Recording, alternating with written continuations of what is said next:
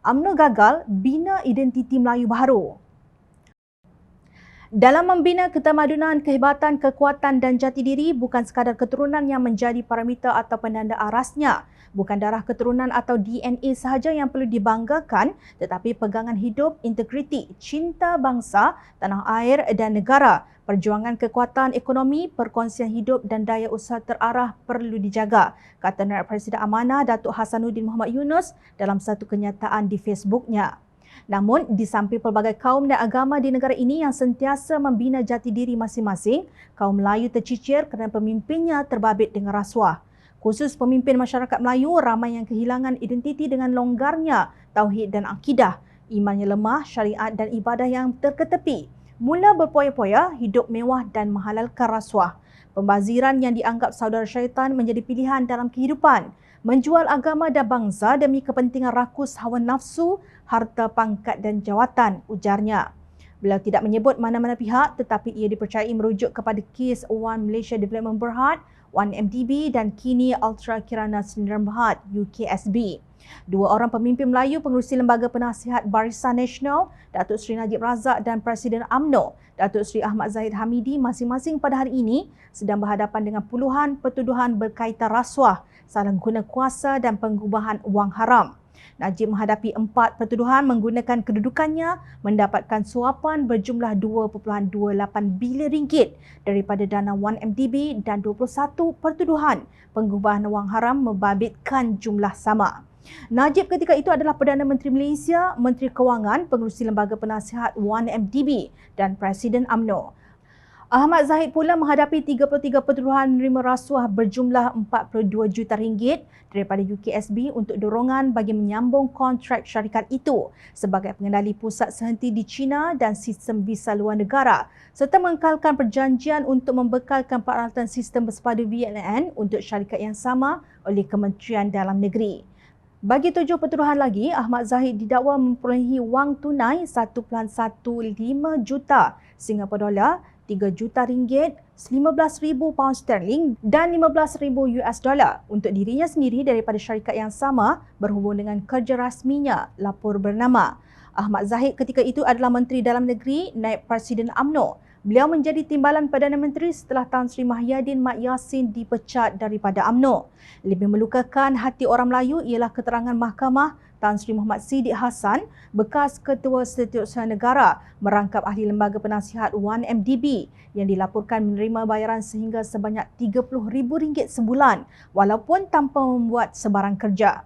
Dalam kes berhubung UKSB pula, bekas pengarah UKSB Wan Quaris Shahwan Abdul Ghani berkata Ahmad Zahid Hamidi telah menerima di antara RM200,000 Singapura dolar hingga RM520,000 Singapura dolar sebulan. Selain itu, katanya Khairi Jamaluddin melalui UMNO bahagian Rembau telah menerima di antara RM50,000 hingga RM200,000. Bagaimanapun, dalam senario di mana jati diri Melayu tergadai kerana menurutkan kehendak syaitan, masih ada harapan untuk bangsa itu menebus kesipuan. Maka berbaki di hadapan sana Melayu yang mencari identiti baru yang sedang bangkit menyusun diri dan langkah, katanya. Sudah pasti kumpulan ini bukan Melayu yang makan rasuah atau yang menjual agama demi sekelumit pangkat dan harta. Semoga yang dikatakan tidak Melayu hilang di dunia sempat untuk kembali ke landasan sebenar mereka, keluhnya.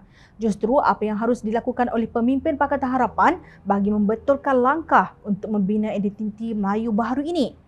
Sudah tentu kita tidak mahu Melayu menjadi bangsa cacamerba yang hilang identiti akibat perbuatan pemimpin mereka, UMNO yang sememangnya sudah hilang identiti.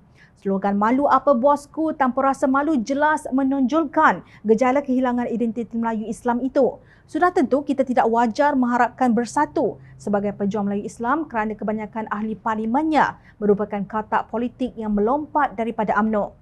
Sudah tentu kita tidak boleh bergantung kepada PAS yang hari ini senyap sunyi dalam perjuangan RUU 355 dan hudud. Kampung Sungai Baru di Kuala Lumpur yang kecil itu pun mereka gagal untuk melindunginya. Ini kan pula untuk mencana masa depan orang Melayu Islam. Jauh sekali untuk membina Melayu baru.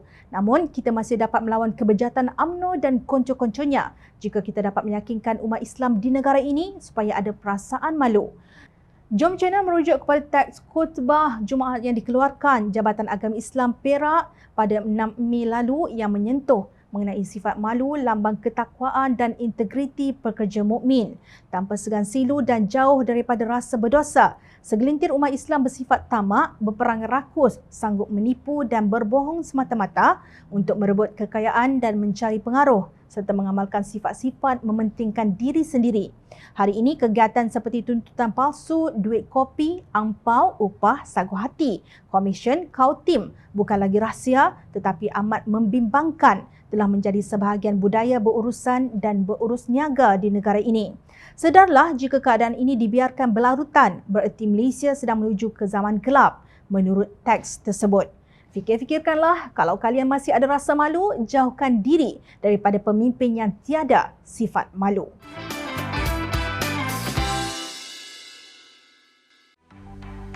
Mencari maklumat dan berita politik yang bebas, kupasan yang tepat, panas.